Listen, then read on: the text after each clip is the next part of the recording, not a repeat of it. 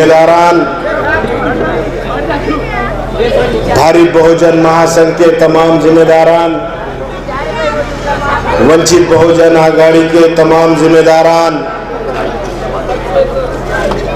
और आज के इस जलसे को सुन रहे इस इलाके के प्यारे बुजुर्गों, नौजवान दोस्तों, साथियों, पर्दानशीन मेरी माँ बहनों, अस्सलाम वालेकुम रहमतुल्लाहि बरकातहू। आज खुशी इस बात की है कि नांदेड़ कुल हिंद मजलिस इत्तेहादुल मुस्लिमीन में बहुत से पढ़े लिखे नौजवान शमूलियत कर रहे हैं और आज इस जलसे में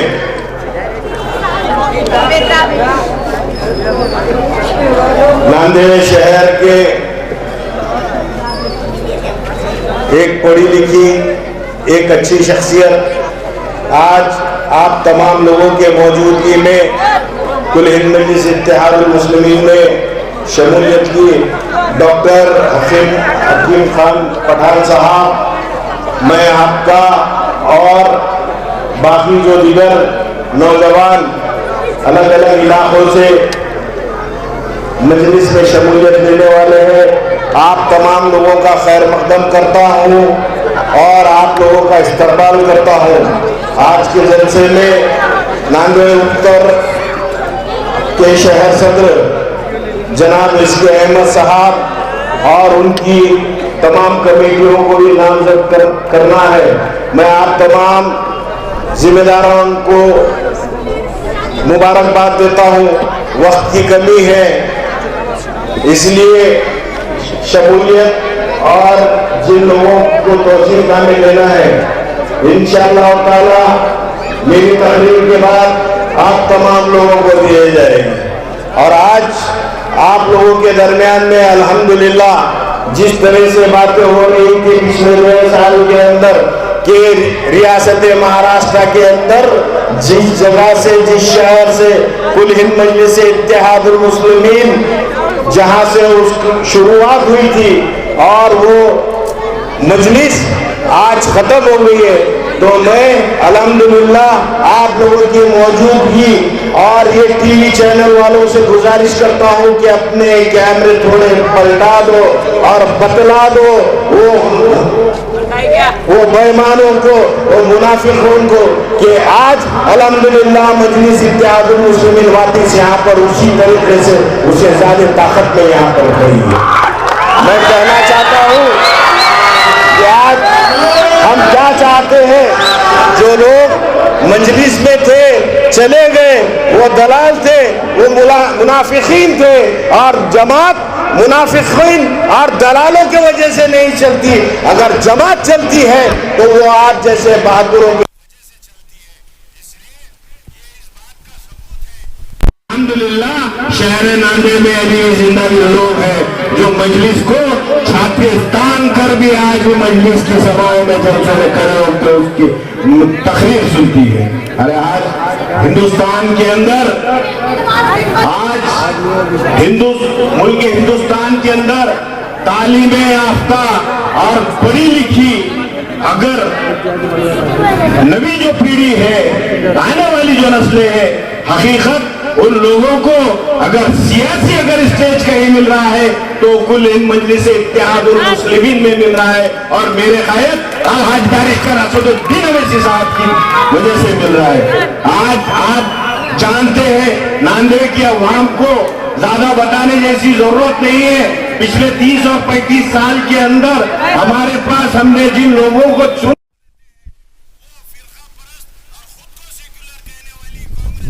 उनके पास तो ऐसे कैंडिडेट है वो 3 और 4 टर्म चुन के आने के बाद भी अपने जगह से हलने को तैयार नहीं। आप बताइए क्या इस इलाके के अंदर आपका नगर सेवक 3-4 टर्म से चुन के नहीं आ रहा? मगर मिल रहा है क्या? अगर इसके बाद अगर यहाँ पे अगर कोई नई लीडरशिप डेवलप करना है तो कहीं ना कहीं उनके घराने से कोई ना कोई तैयार होगा। यानी कि पढ़े लिखे काबिलियत वालों की सियासत को कहीं ना कहीं दबाने का अगर कहीं काम चल रहा है तो खुद को सेक्युलर कहने वाली वो जलालों की कांग्रेस उसके सिवा कहीं नहीं चल रहा है। अरे आज शहर नांदेड़ में अच्छी शख्सियतें हमारे बीच में, हमारे रास्ते में, हमारे कांटेक्ट में है और आज वो मजलिस में आ रही है। यकीनन चाहे डॉक्टर हकीम पठान साहब हो या अतर या सुरेश ठाकुर, आप तमाम लोगों के साथ जितने भी नौजवान आ रहे, तो यकीनन आपसे उम्मीद है, जमात को उम्मीद है कि आप नांदेड़ की अवाम का काम करेंगे। मैं कुछ बातों से आप लोगों को वाकिफ कराना चाहता हूं कि आप मुझे ये बताइए कि पिछले कॉर्पोरेशन के अंदर आपके पास क्या है। नांदेड़ महानगर पालिका सन 1997 के अंदर कायम हुई, यानी कि आज से 21 साल पहले कायम हुए वाली है और 21 साल में 18 साल से कांग्रेस के घर में बैठे वाली है। और आज भी शहर नांदेड़ के अंदर 2007 के अंदर नांदेड़ महानगर पालिका में बीजेपी का एक ही नगर सेवक चुन के आता और आपके बाजू के और इसी एरिया का महापौर रहता। मैं गलत बोल रहा हूं? आपका ही बाजू का महापौर जो भाजपासी होके बैठा हो कांग्रेस, और 2007 की महानगर पालिका के अंदर एक भाजपा का नगर सेवक था। उसकी 22 एकड़ जमीन पे का रिजर्वेशन उठ जाता। कापूस संशोधन केंद्र, नेकलेस रोड और एक शर्मा नाम के व्यक्ति का, जिसकी जमीन आज से 35 साल पहले मुस्लिम कब्रिस्तान के वास्ते उस पर रिजर्वेशन डाल दिया था। तो बताना ये चाह रहा हूं कि उसके जमीन पे का जंगल में का रिजर्वेशन खत्म होता है और भाजपा जिसका एक नगर सेवक रहता है उसके भी जमीन पे का रिजर्वेशन खत्म होता है।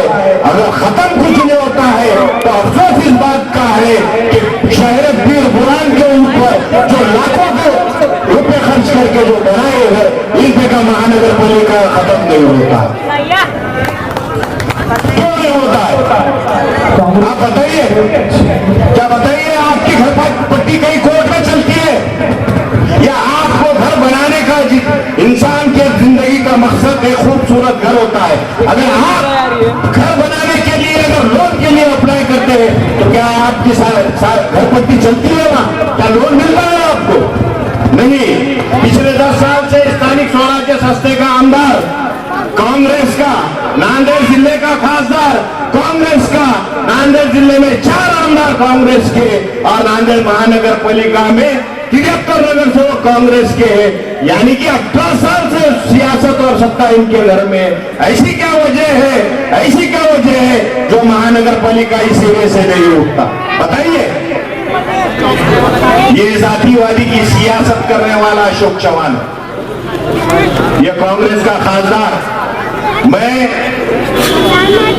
शहर नांदेड़ की बात कर रहा हूं। जिस तरीके से आप लोगों को जितना ही बिल्डिंग और घर का टैक्स है उतना ही टैक्स भाग्यनगर वालों को है, उतना ही टैक्स हर्षनगर वालों को है, उतना ही टैक्स गणेश नगर वालों को है, उतना ही टैक्स नाइक नगर वालों को है, उतना ही टैक्स हनुमानगढ़ वालों को है, उतना ही टैक्स खुदनगर वालों को है। तो मैं ये बताना चाहता हूं कि 2008 में गुरुतागति में 2,500 करोड़ रुपए आकर चला गया विकास के नाम पे। अगर नांदेड़ शहर के अंदर विकास अगर कहीं होता तो आनंद नगर, गणेश नगर, हर्ष नगर, काबरा नगर, भाग्यनगर, अगर कहीं विकास नहीं होता है, पीर बुरान भी नहीं होता, खुदबे नगर में नहीं होता, हम्मालपुरा नहीं होता, मस्तानपुरा नहीं होता, नई आबादी नहीं होती, खड़गपुरा नहीं होता, मिल्लत नगर नहीं होता, हैदराबाद नहीं होता और ये पीर बुरान नहीं होता, ना अंबेडकर नगर होता, ना इंदिरा नगर होता। इसलिए नहीं होता क्योंकि यहाँ पर मुस्लिम और दलित ये बड़े पैमाने पे बड़ी तादाद में लोग रहते, इसके वजह से नहीं होता। बताइए, ये कोई इंसाफ वाला काम है? और पिछले महानगर पालिका के इंतखाबात के टाइम में जिस तरह से मैं भी एक दूसरी सियासी जमात में था, तो यहाँ पर कांग्रेस के रियासत के सदर ये कह रहे थे जमीन हमारी है, घर तुम्हारा है ना, ये घर तुम्हारे लिए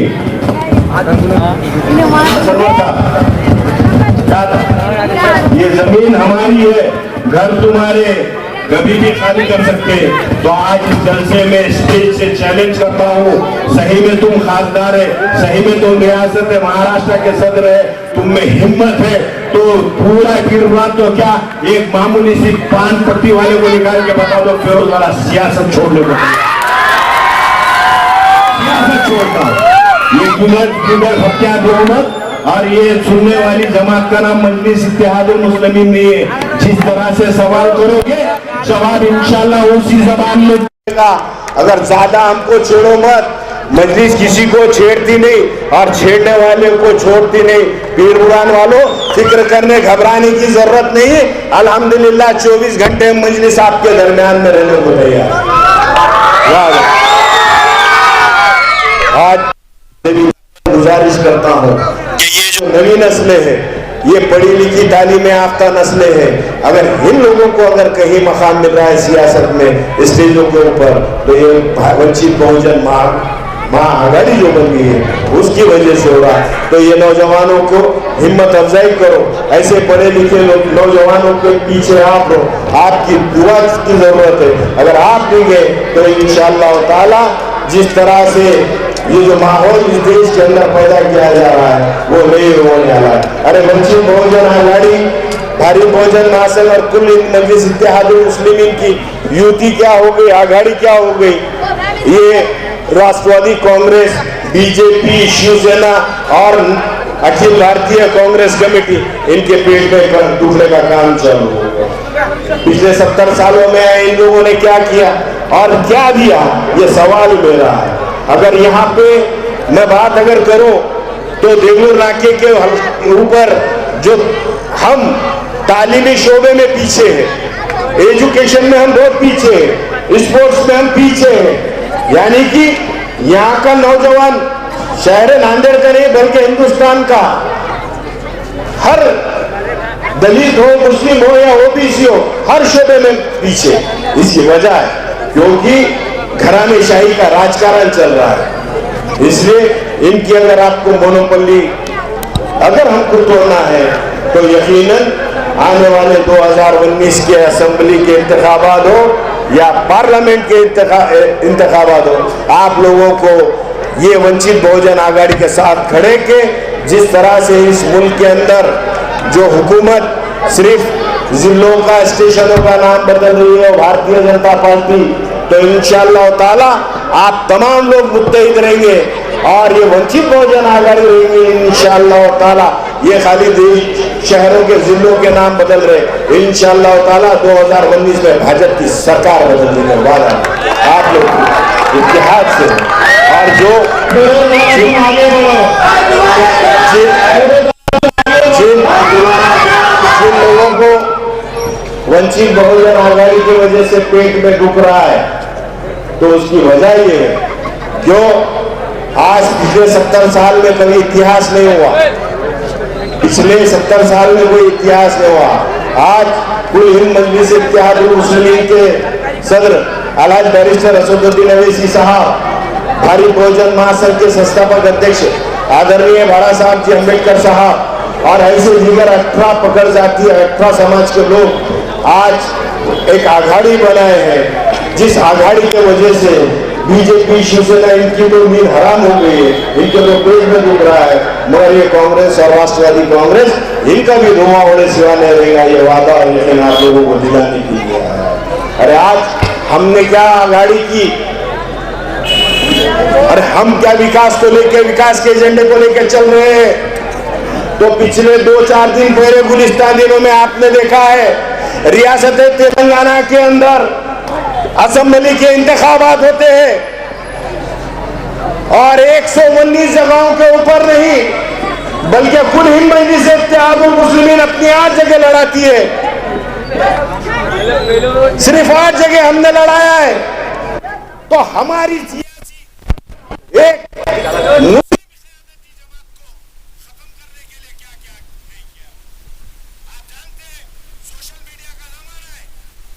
रियासत तेलंगाना हमने 8 जगह लड़ाई। हम करने के लिए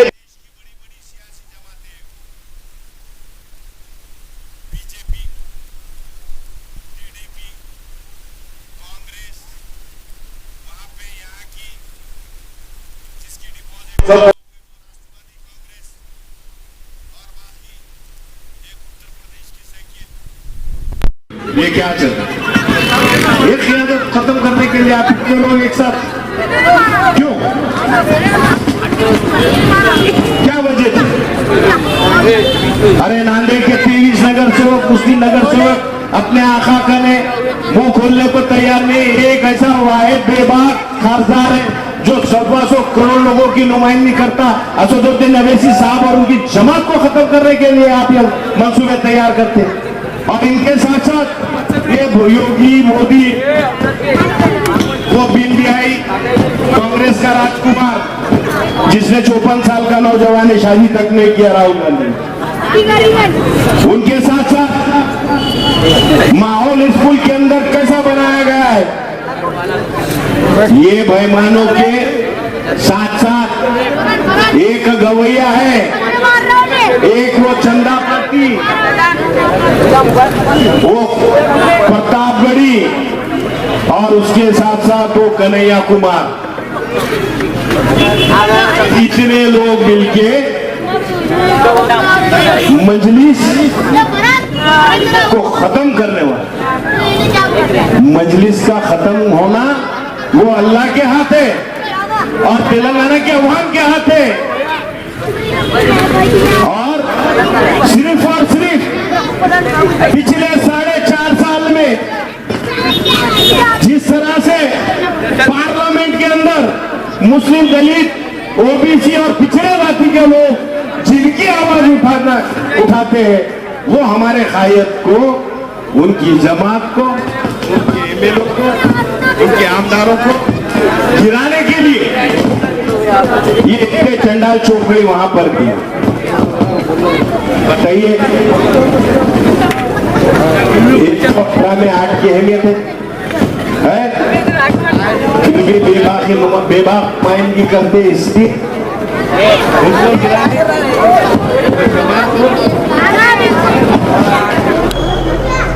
उनकी तकलीफ है। और इंशाअल्लाह ताला आज 9 है, 2 दिन बाकी है।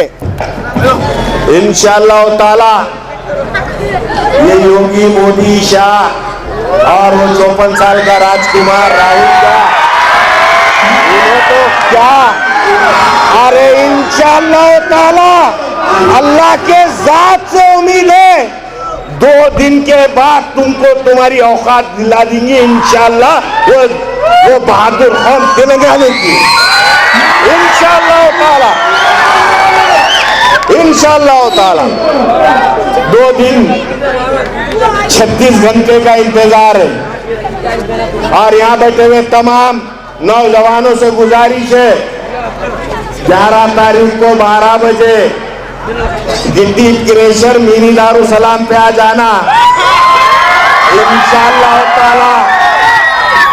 ऐसा जश्न बताएंगे कि हैदराबाद तेलंगाना से दिल्ली होगी नहीं, नांदेड़ की आवाज में वहां पे ललकारेंगे और बता देंगे कि उनकी क्या औकात है। इसलिए वक्त की कमी है और मैं आप तमाम लोगों से अदन गुजारिश करता हूं कि आने वाले दिनों में कुल हिंद मजलिस इत्तेहादुल मुस्लिमीन वंचित बहुजन आघाड़ी का साथ दीजिए। और जिस तरह से पिछले 1-2 दिन के अंदर रियासत महाराष्ट्र का रियासती अखिल भारतीय कांग्रेस का सदर, नांदेड़ जिले का खासदार जो डरा रहा है और कह रहा है कि आने वाले नस्लों को मराठवाड़ा मुक्ति संग्राम याद दिलाना पड़ेगा। निजाम जुल्मी बादशाह थे। अरे दीवाने, ये निजाम सरकारी 5 टन सोना दिए थे तो हिंदुस्तान के मिलिट्री को हथियार मिले थे। तू क्या हिसाब इतिहास बताता, और इतिहास बताने की के डराने की हमको कोशिश मत कर। तेरे वालिद जब सरकार निजाम जुल्मी बादशाह थे तो तुम्हारे वालिद साहब उस्मानिया यूनिवर्सिटी से कई को डिग्री लाए, निजाम की यूनिवर्सिटी से क्यों लाए? इसलिए हम तैयार हैं, कौन सा भी इतिहास तुम बताओ उसको भी निपटने के लिए तैयार है। पहले मजलिस में घाया करने वाले और कांग्रेस में वो काम करने वाले अनपढ़ जाहिला थे जो तुमको सुन लेते और आका मानते। ये जमात अलहज बैरिस्टर असदुद्दीन अवैसी साहब की है, और साथ में उनका एक फौजी, एक सैनिक, ये फिरोज लाला खड़े वाला है। हमको इतिहास बताने की कोशिश मत करो।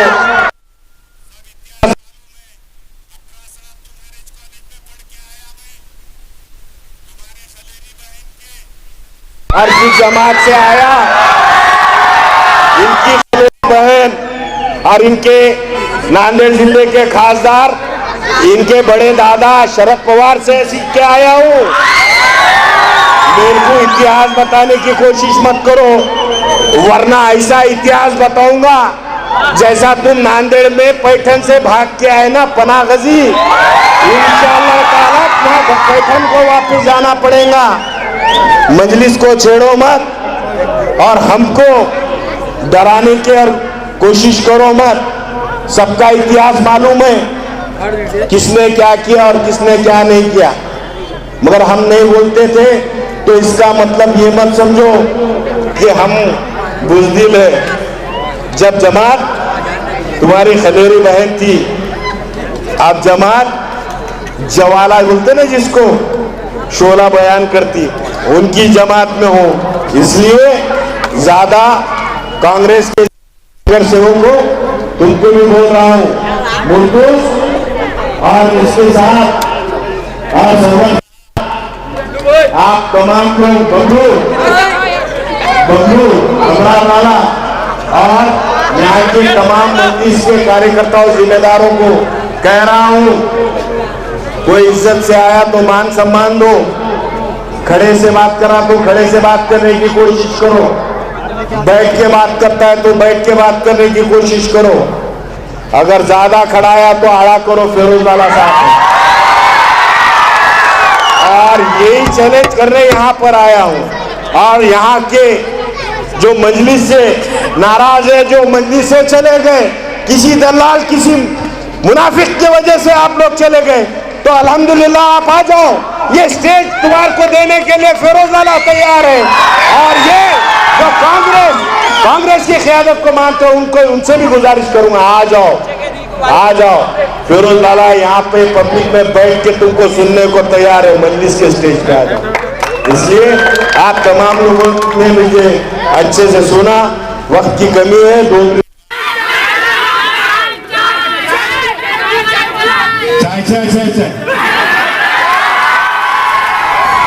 अरे अकबर साहब ने उसके पीछे चाय कहकर वो भूलिया,